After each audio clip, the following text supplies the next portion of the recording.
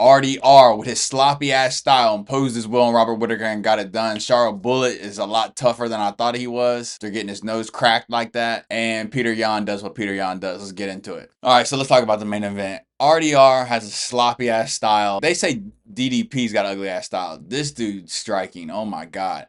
But he did a good job using that long, bro. This dude is huge. He is a middleweight that is big as a light heavyweight, but has the cardio of like a welterweight that has like a really good gas tank. He shot so many takedowns during this fight.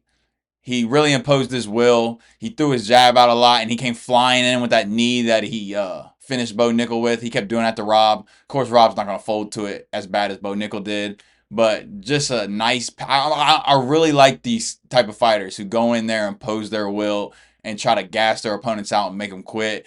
He almost had Rob there for a second, but in the second round, Rob had to load up. He cocked back.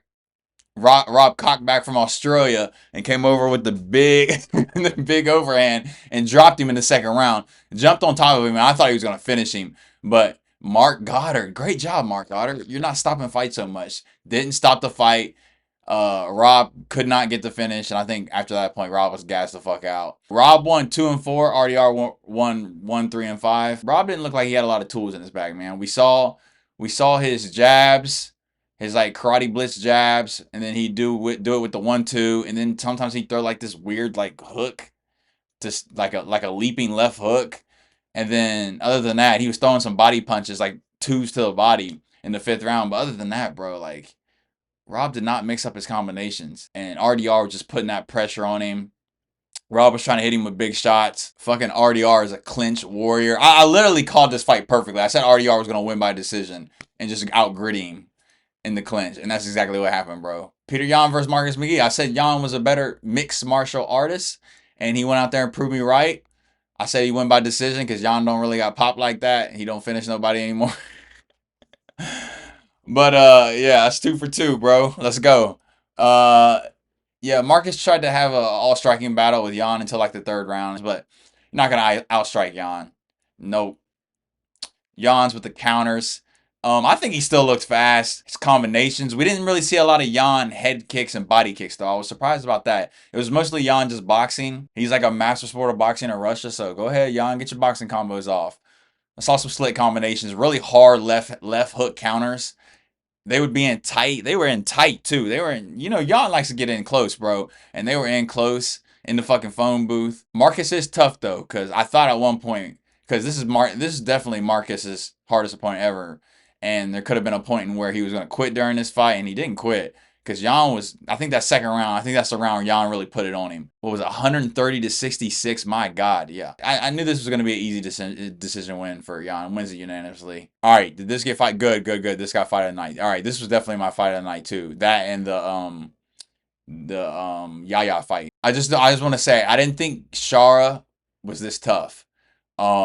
He got hit with a big overhand, sort of what Robert Whittaker did to Randy Ritter, but it caught him right on his nose and shifted his nose, broke his nose. I thought Marc Andre was gonna finish him after that, but nah.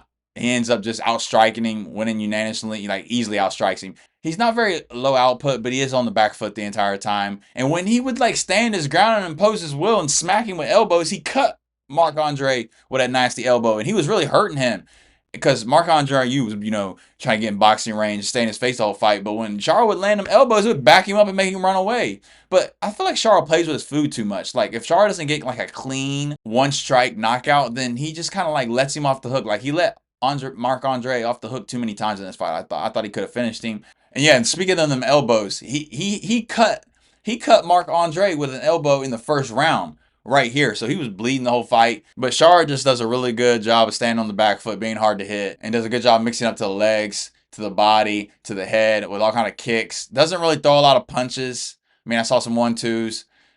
Very basic. Very basic. He kind of got in a thing where he was doing this with his hands. He's flicked the jab, but like not very many punches. Mostly a kick. Like, he's a kickboxer, so it's just mostly kicks. But he outstruck him by 40 strikes, so not too low output. Good cardio because he literally is on the back foot the entire time. And also, when Mark was able to close the distance and they would get in like to the clinch, Shara did a good job of throwing clinch knees. And I think that's another thing that hurt Mark in the fight, and Mark had to get out that clinch and started running away, and Shara didn't put the pressure on him. So that kind of pisses me off that Shara's not really looking for finishes. He's more looking for style points, it feels like. But I am glad he is tough as fuck, because he got that nose cracked. And after he got it cracked, he kind of rallied back, started hitting him with some punches, and put his hands up. And he said, what? What? Like the Noriega song. What?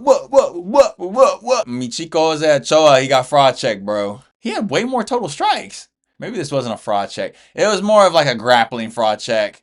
These shoot the box people, man, when they go against these Muslim brothers from the Caucasus Mountains, they cannot stuff these takedowns, bro. Well, he's okay, 7 for 16. He still got taken down 7 times, though. So I'd say this is a little bit of a fraud check. Asu really dominated him with the grappling.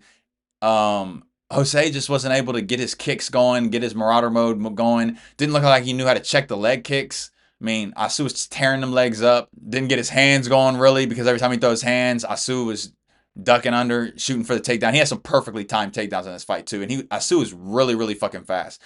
I guess Manel Cap might be elite, because Manel Cap finished this dude, and Jose Ochoa didn't come close to finishing this dude. So yeah, I'm kind of glad Jose didn't win this, because if he'd have won this and then got sent to the title fight with either Joshua Van or Pantoja, he would have got fucking knocked out probably. So Jose's got to go back to the drawing board. He's not ready for that prime time yet. His gas tank looked a little questionable. I knew when he tried to go for the guillotine in the 3rd round and he didn't get that, he was going to be fucking tired out of his mind.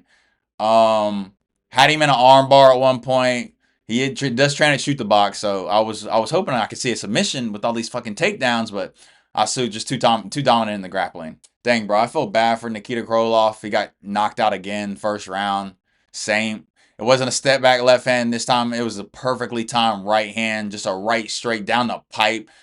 You know, I got to do some research on Bogdan, because I think he's on like a 4-fight finishing streak or some shit like that. All right, so he lost his opener and then KO'd this dude right here in the 1st round. KO'd Ryan Spann. I guess this fight may have got canceled. And then just KO'd this dude. So 3-fight knockout streak. Yeah, this dude's a problem. I think Bogdan was trying to lure. How do you say this word? Lure him in, like trying to bait him in. And he had his hands down a lot. He wasn't really throwing that much. I mean, he threw 48 punches. I guess that's a lot for a light heavyweight in the 1st round, but he was just kind of like walking forward. At one point, he did go into marauder mode, walk forward with his hands down, and was slinging in the pocket. But lured him in. Nikita tried to throw a kick. He timed it perfectly, and he came over the top with that right straight. Boom! And Nikita gets fucking flatlined again. 2 fights back to back. Yeah, not really much to break down about this fight. Bogdan he's top 10. I'd like to see him fight somebody in the top 5. He's on like a 3 knockout winning streak. That's pretty entertaining. Again, I called this fight fucking perfect. Bryce got fucking killed in the striking, but he was able to win with the control time.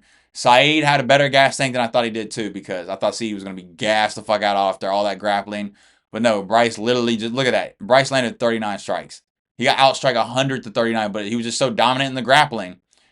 Wasn't efficient with the takedowns, but when he did get him, he would hold him down for like minutes at a time, like 3 minutes. I don't know how much control time he had. He had probably I'd say at least 6 minutes of control time. But yeah, like I said, in that 1st round, Saeed's very dangerous. Too fucking fast for Bryce, countering him, hitting him with big shots. Had Bryce little bumped up after the end of the 1st round. And after Bryce experienced that 1st round with the striking and how fast and how hard he hits, literally the first 10 seconds of the 2nd round, he went straight for the takedown. Bryce is a good gas tank. He was low-key able to bully him, so maybe bantamweight is going to be a nice sweet spot for Bryce.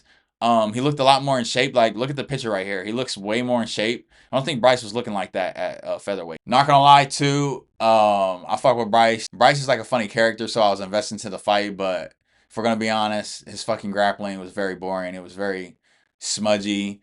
It was very just laying on top. I mean, he went for a Kimura, but I don't know.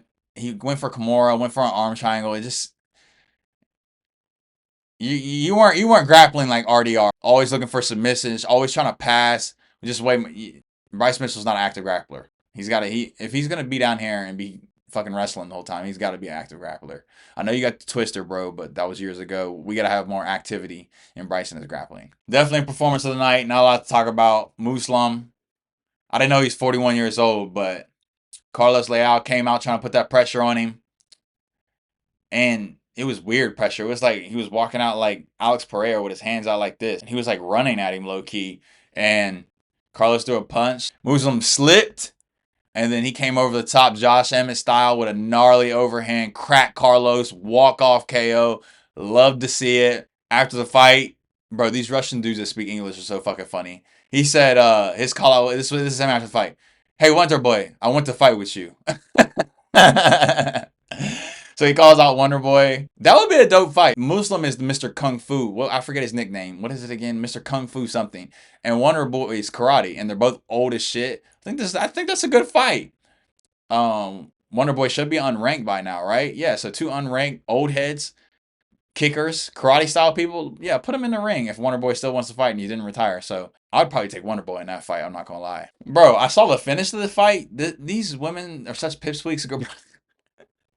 Tabitha Ricci's literally like 5 foot, but she hit her with like a weird type of like an elbow like that, bro. And this girl kind of low-key just quit. And I thought she was Mr. Tough Girl. You know, these girls that pose tough in the photos. I heard Lucas Tracy say this. These girls that pose tough in the photos end up being the biggest pipsqueak. But yeah, Tabitha Ricci wins the fight. Tabitha, if you're watching this, if you ever want to train jiu-jitsu, I'm there. Yo! Dude, after the fight, I looked at these 2 dudes. I wasn't really watching it because the first round, it was like an outside foot battle. First round, very boring. And I looked at them at the end of the fight, and you see how they look right here? They look the same. It didn't even look like they got in a fight, so I'm glad I didn't watch that fight. Performance of the night. I hope they got performance of the night and fight of the night. Okay, Muhammad Yahya, too tough for his own good. One of the craziest fights I've ever seen. This man, Steven, set the record of knockdowns against Yahya. He knocked him down maybe 7 times, I think. I mean, Yahya, you gotta work on your fucking boxing, bro. Your boxing technique. When he throws punches, he does not keep his other hand up. So if he throws a left, this arm's down here, and if he throws a right, this one's down here. I mean, this is basic boxing technique, bro. You gotta keep your fucking hands up when you throw. They ended up having to stop the fight after the second round because this dude's his whole left side of his face was swollen up like 2 fucking baseballs. It was nasty. One of the nastiest swelling / cuts I've seen in a very long time. Y'all remember when BSD got the fuck beat out of him by Renato Moicano, and BSD's eye was swollen like completely shut. It looked similar to this, but it was like stuck out even more. It was nasty. We do got to give Muhammad Yahya his props though. Tough as fuck. Showed a lot of heart. Steven, you got to work on your finishing ability. How can you knock someone down 7 times? I'm like, head going back every time, and you're not fucking jumping on him and finishing him, bro. He was celebrating and shit. Like, you're talking about you're training, you're working your ass off in the post-fight speech, but like when you knock someone down, you're not like trying to fucking destroy him. Like, I didn't understand it. He even got dropped in this fight. Like, after Muhammad got dropped up maybe 4 times, he ended up dropping Steven.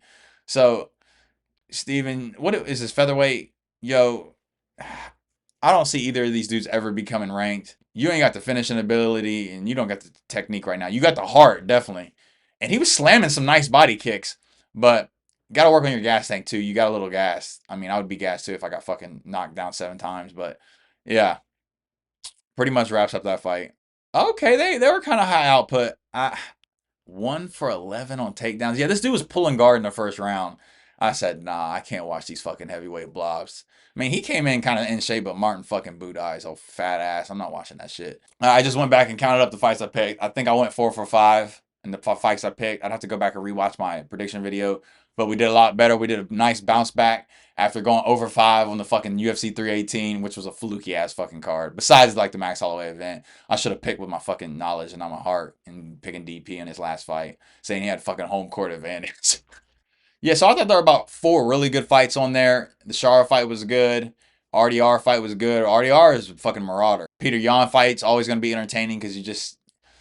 This is once in a... Not once in a lifetime, but like...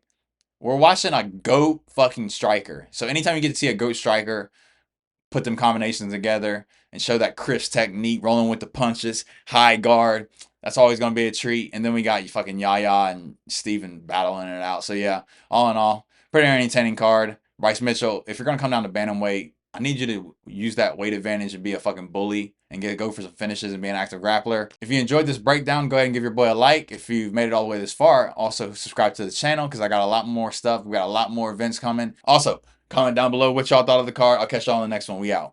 I'm him, I can tell you from the jump, I'm a different breed. Bought a new tech, free shot, no referee. I ain't gon' force, nah shit, I'ma let it be. White gold shining, diamonds red like the 7C.